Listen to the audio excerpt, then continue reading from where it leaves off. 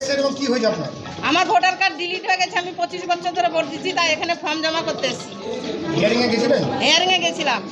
খসড়া তালিকায় নাম আছে, এসআরএ নাম আছে, সব কিছুতে নাম আছে। তারপরে কি দেখলেন?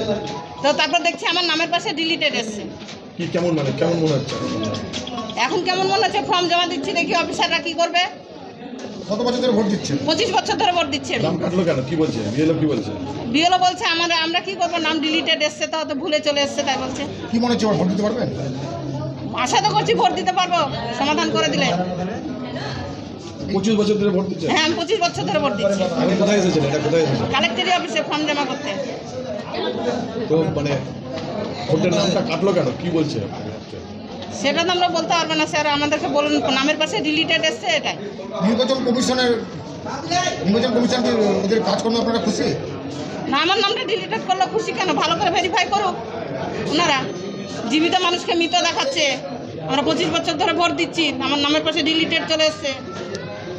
এই হয়রানি হচ্ছেন? যে হয়রানি হচ্ছেন, আমাদের অসুস্থ, পায়ে ব্যথা, দাঁড়াতে পারি না। একবার হয়রানি করে হেয়ারিং করে আসলাম, আবার সেই হয়রানি? আবার সেই হয়রানিতে পড়তে হচ্ছে। 25 বছর মানে 2002 নাম ছিল আপনার? না, আমার 2002 নাম ছিল না।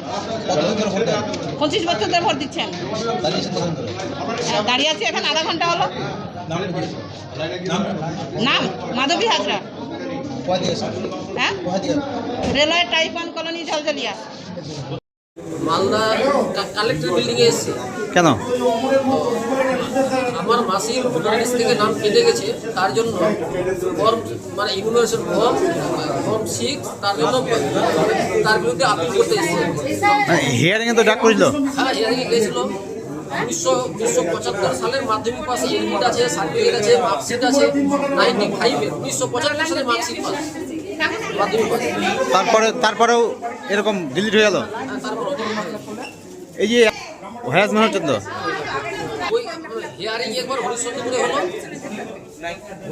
হলো। ওইখানে তো মাধ্যমিক, এডমিট, মার্কশিট, সার্টিফিকেট সবই দেখানো হলো, আধার কার্ড, প্যান কার্ড। তা সত্ত্বেও নামটা কি করে ডিলিট হলো সেটা বুঝতে পারছি না। আপনার মাসির বয়স কত? 67। আপনার নাম? আমার নাম ওসমান গনি। কিসের জমা নিচ্ছেন? এসআইআর ডিলিটেকে নিচ্ছি। ওরা দাঁড়িয়ে আছে অনেকক্ষণ ধরে, ওদেরকে নিতে। এটা কবে থেকে শুরু হয়েছে? এটা আমাদের 3 দিন ধরে শুরু হয়েছে। কবে থেকে? 3 দিন ধরে শুরু হয়েছে, যবে থেকে ছেড়েছে। এটা তো ভিড় কেমন আছে? ভিড় অনেকটাই আছে। কটা থেকে শুরু হচ্ছে এটা? 10:30টা। কটা বন্ধ চলবে এটা? কটা বন্ধ চলবে ম্যাডাম? কটা বন্ধ চলবে? এটা 5:30টা পর্যন্ত আমাদের না হয় অফিস টাইমের পর্যন্ত। এটা কি আছে? মানে এটা জেলার বিভিন্ন ব্লক থেকে আসে নাকি? হ্যাঁ, এটা সব দিকে আছে। এটা কি হেডকোয়ার্টার নাকি? এটা হেডকোয়ার্টার, ডিএম অফিসার। কি ডকুমেন্টস দিতে হচ্ছে? দেখুন, আমি অত কিছু আপনাকে বলতে পারবো না।